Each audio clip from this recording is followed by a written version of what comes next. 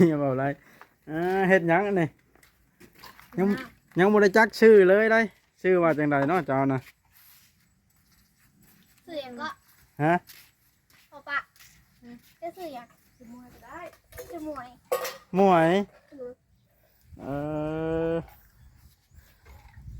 แก้มตัวเป็นหยังกิทำเพื่อลูกกินข้าวแล้วมันนี่น้องกระตุกฮะยังเป็นแล้วคือมีเอฟซีถามข้องใจเรื่องนี้แหละน้องกระตุกเรื่องนักกินนี่แหละเป็นอะไรคือเบิร์ดไวแท้เพิ่นว่าไข่ตอนนั้นนะทั้งไข่ทั้งปลาทูอย่างที่เบิร์ดไวแท้เพิ่นว่าปลาทูกับแบ่งกันหลายคนเด้ไข่มือหนึ่งตอนแรงเข้ามายังเห็นอยู่แล้วแจ้งมาเมื่อใหม่มาหาเพิ่นว่าเบิร์ดยังบริเบิร์ดนี่อาสิบอกเด้อบ่แม่นว่า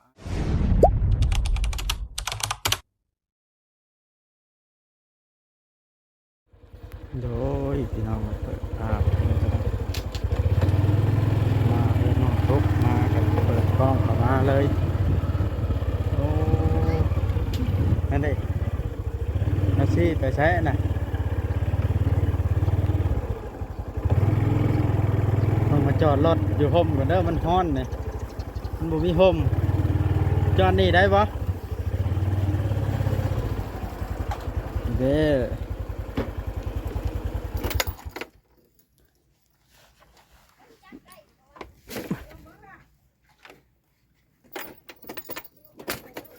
ฮ้อนไหมสบายดีถ้าจับมันบุไรสิจำไหมยังจับไปครั้งไหนขังมันบ่ไปแล้วเลิกผัวให้ขังวะไก่มันบ่โซค่ะมันย่างหั่นปลานี้นะรู้มั้ยซักยายเพิ่นเบิด3 เข็มสักยาไก่นี้เข็มเท่าไรบาทนะบ่จ้างน้ำผัวป่ะเด็กมาเบิ่งมีบอกอะไรเฮ็ดหยังอันนี้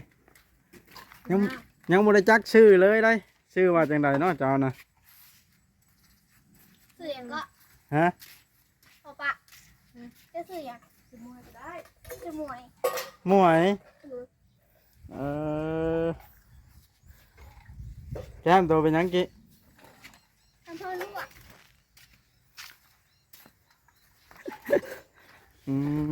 ไปจอดนี่จอดทมมาถอดกุญแจรถก่อนพี่น้องไปพาน้องกระตุกดีกว่า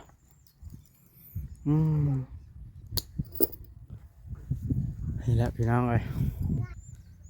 สบายดีสวัสดีพี่น้องก่อนอื่นกันเนาะทักทายสบายดีมานี่มาหาน้องกระตุกซะก่อนจังสิไปหาทางน้องใบเพิ่นพี่น้องเลยมาเยี่ยมยามทางข่าวทางนี้ซะก่อนพี่น้องเลยมาพอดีว่าเมียบ่าวไล่เพิ่นเฮ็ดกินจะเฮ็ดหยังมาจอดอยู่ห่มอยู่นี่เพราะว่ามันบ่มีห่มพี่น้องเลยมาเงาเฮือนเพิ่นเป็นห่มตอนเช้ามานี่ก็ได้เนาะของวันนั้นเสาร์วะพี่น้องวันนี้วันศุกร์เนาะโทรศัพท์ลายแห้งแท้น่ะเขาไปฝากเขาไปหาน้องกระตุกดีกว่าพี่น้องเลย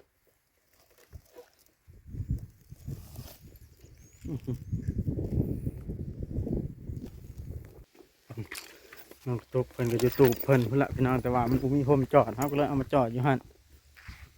เงาเฮือนว่านี่บุได้มานี่พี่น้องเลยแต่แดดแท้มานี่เกี่ยวเข่าถึกใจคนเกี่ยวเข่าแล้วนี่ถึกใจคนตากเข่าคนเกี่ยวบ่ถึกใจไปเลยอ้าวไอ้บุได้มาบุได้ซื้อวันนี้ก็เลยซื้อมาให้มันนี้ลองมึงดูแซ่บอยู่วะเป็นยังไง ได้จังหูจังไอ้ายเว้ามื้อนั้นนะแล้วก็ซ้ำลาวหั้นแหล้วแล้วก็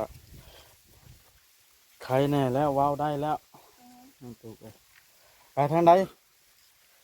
ปัวมานี่ ไปปลูกอ้อย ประจำเลย เลย โอ้ไปปลูกอ้อยอีกแล้ว เลย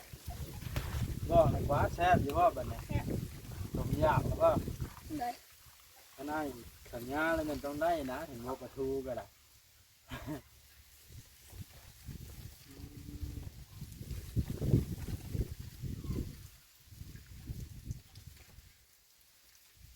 มาคนเดียวมัน ดูเดียวมาถ่าทีมงาน ขาไผ่ เบาเวียงเจ้าบุตรเล่าฉันมา เมายังเป็นมาน้ำเบาตอนนั้นเด้ ไม่เยอะ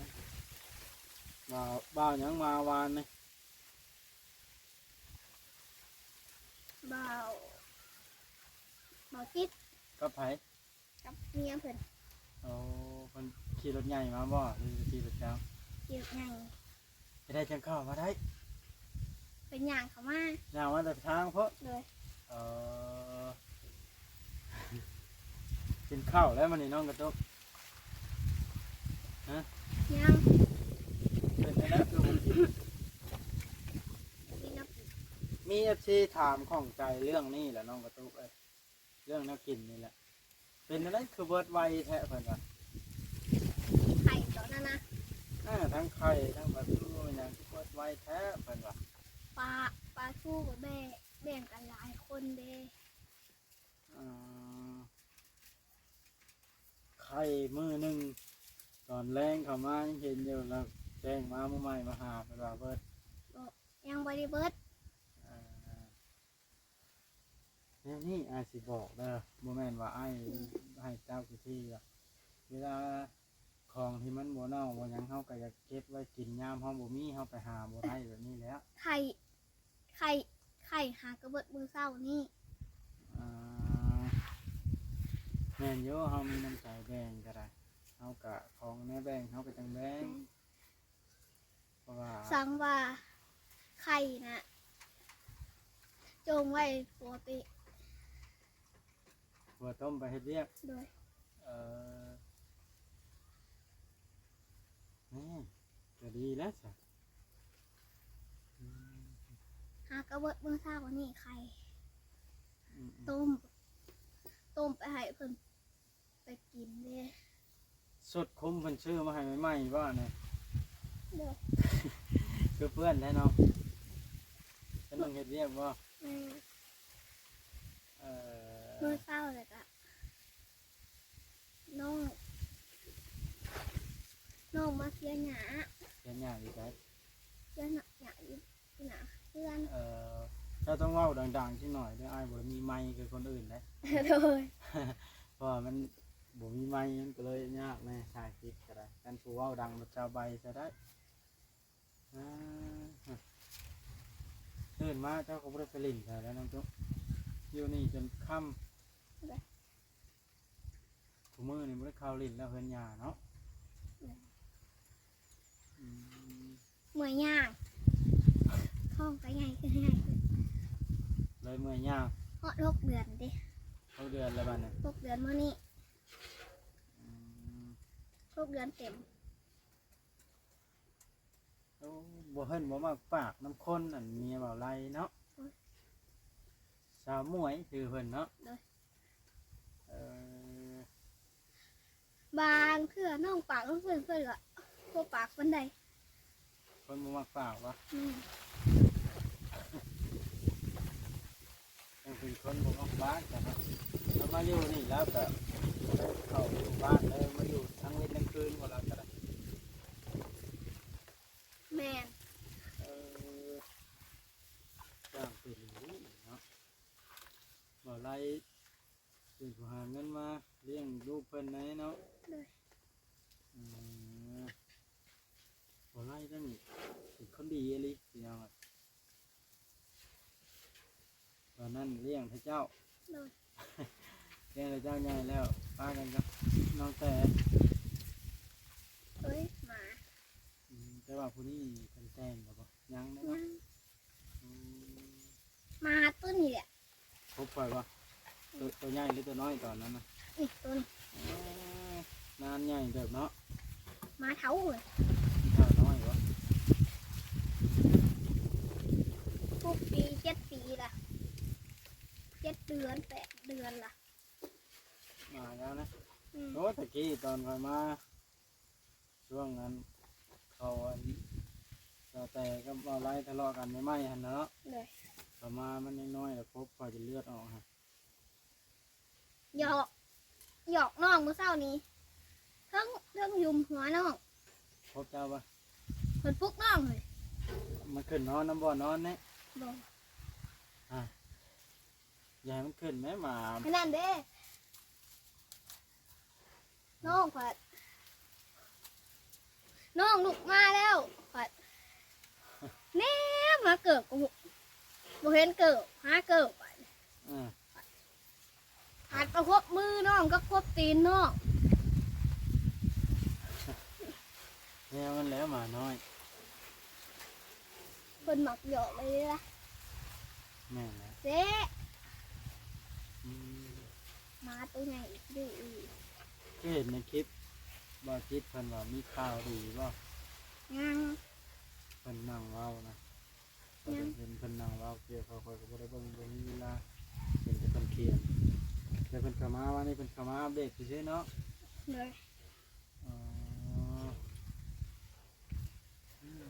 ชีวิตต้องดิ้นรนสู่อยู่หั่นเนาะอ้ายก็สู้ ไม่เกี่ยวเขาบ่ เที่ยวแล้วมันหักยังบริกูลุงเวียงแล้วกูกับผู้บ่าวสาวแพรมีพวกไอ้สองคนนะกูเป็นชายคิด บริการบ่ค่ะ ย่างกูแล้วพออีกมือหนึ่งสองมือกูแล้ว แม่เขาใหม่มาให้กินนี่เด้อ อยากให้แบ่งเข้ามาให้กิน เลย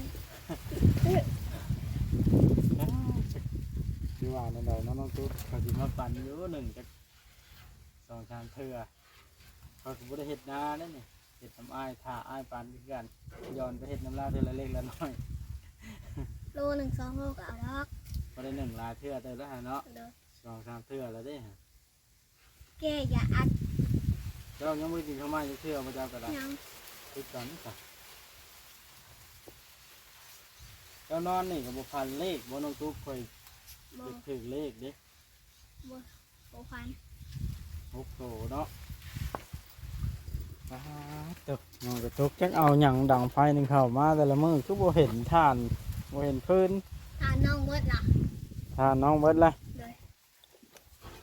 นั่นแหละได้เพิ่นไปขายหมด ได้วันไปขายโฮมซื้อเขาว ตอนนั้นนะแล้วมีผู้ชื่อเข้ามาแล้วบ่น้องตุ๊ก ยัง ไปถ่ายมาถ่ายคลิปครับมาถ่ายรอบนี้ได้ เลย ยังบ่ได้เข้าอยู่ เลย โอ้ก็คือ FC เพิ่นเบิ่งหลายคนอยู่นะผู้หลักผู้ใหญ่เพิ่นก็ได้อืมสิว่าแนวใดล่ะเนาะ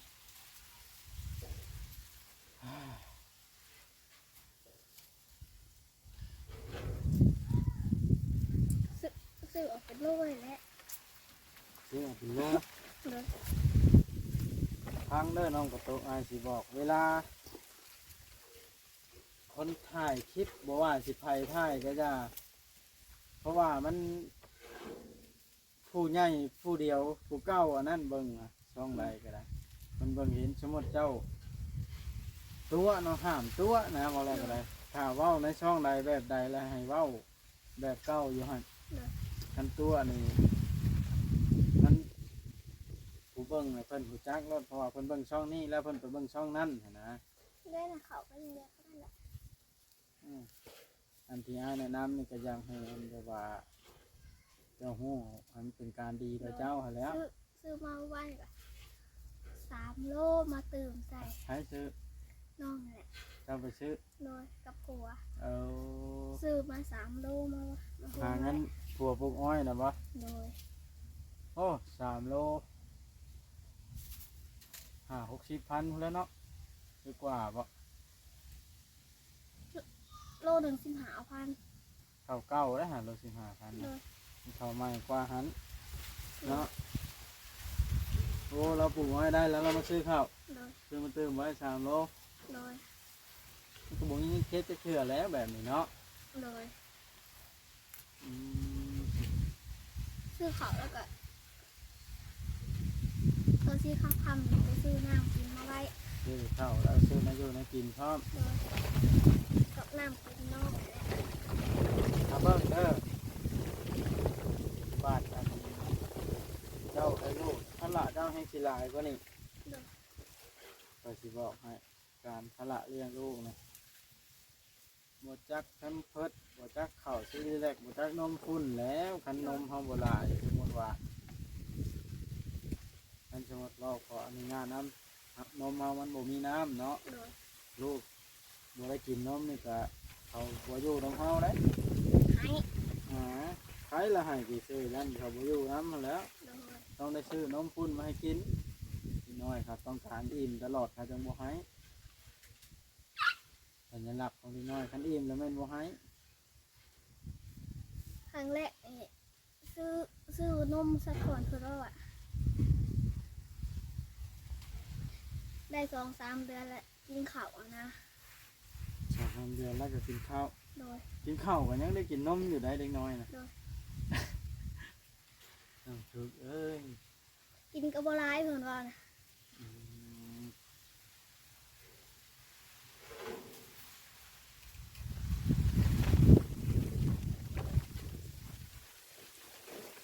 ไปเลยคนเดียวหน้าใหม่ อ้ายไปผู้เดียวผู้มือหั้นแหล้วว่า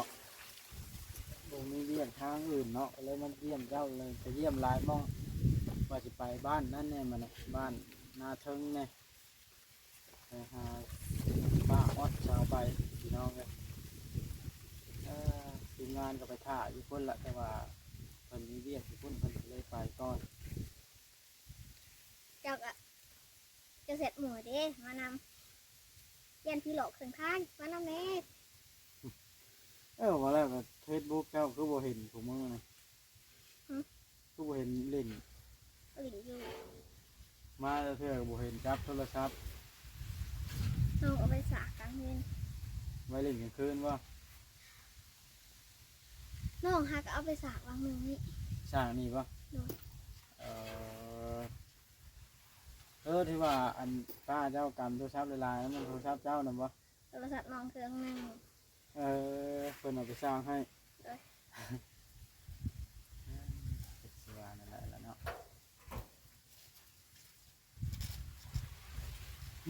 เหนื่อยใจพี่น้องกระตุกเอ้ยชีวิตนี่ต้องดิ้นรน ดึกๆนะระวังเด้อ เป็นจังได๋ มือคนเดียว